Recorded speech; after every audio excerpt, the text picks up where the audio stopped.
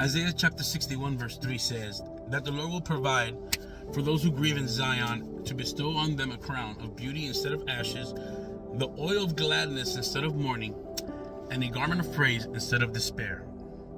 They will be called oaks of righteousness, a planting of the Lord for the display of his splendor. You know, you're probably hearing this and you're probably saying to yourself, what the heck does this have to do with anything? Or even with me? Well, what I'm going to say is not for everybody and for anybody, really. I want to talk to certain people. I want to talk to key people. I want to talk to a scorned woman who's been emotionally and mentally scarred. I want to talk to a woman that has been broken, that was verbally and mentally abused and told that she was worthless, that nobody wants her, that nobody desires her, that nobody would love her.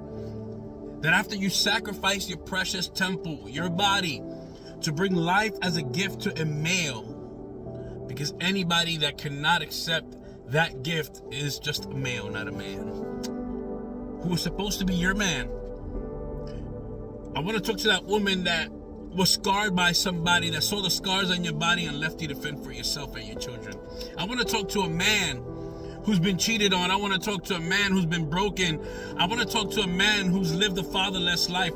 I want to talk to a man who's been taken for granted for his heart. I want to talk to that man whose heart got trampled by his loved ones and belittled by people who he gave his all to. I want to talk to that teenager that hasn't heard the words, I love you, I'm proud of you, I'm here for you, it's gonna be okay, I got your back, baby.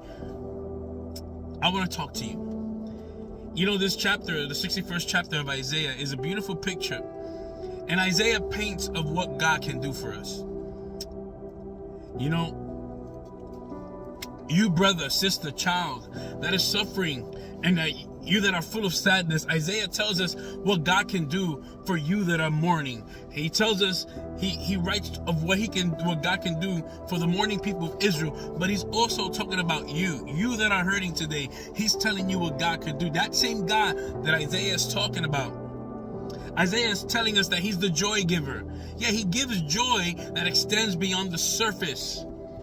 He releases us from the bondage that sorrow brings us. Why? Why, Johnny? If I'm already familiar with this pain, it's a part of me, I lived with it for so long, but it doesn't mean that it has grounds to want to own you and control you.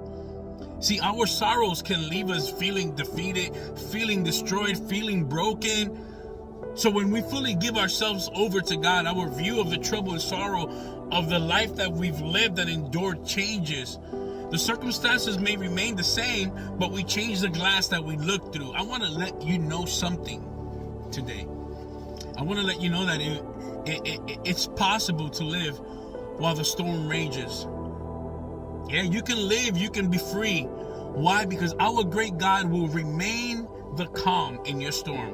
He gives us sources of joy to get us through. The phrases in Isaiah that he's using, I love it because he makes the meaning of this verse even more powerful. When Isaiah writes the word beauty for ashes, and you think about it, he uses the Hebrew word, the Hebrew language that cannot be translated into English, but the Hebrew word for beauty used here in Isaiah 61 refers to a headdress, a turban, or tiara.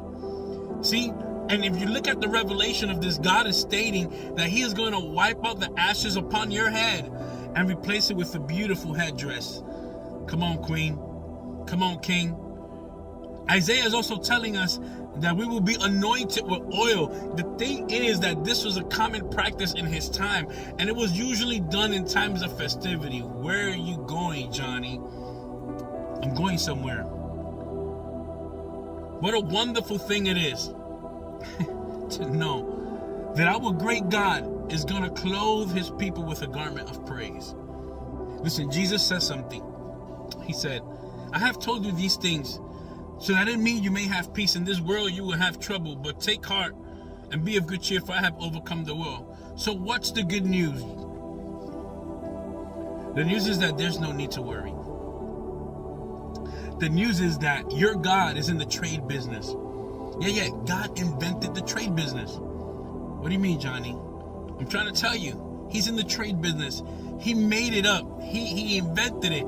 He would trade you your wrong for your song, your mess for a message, your havoc for a hallelujah, and your errors for an era of goodness. But I'll leave you with this nugget for your spirit. I don't know who this is for. I don't know what you're going through, you that are watching. But I want to leave you with this word in your spirit.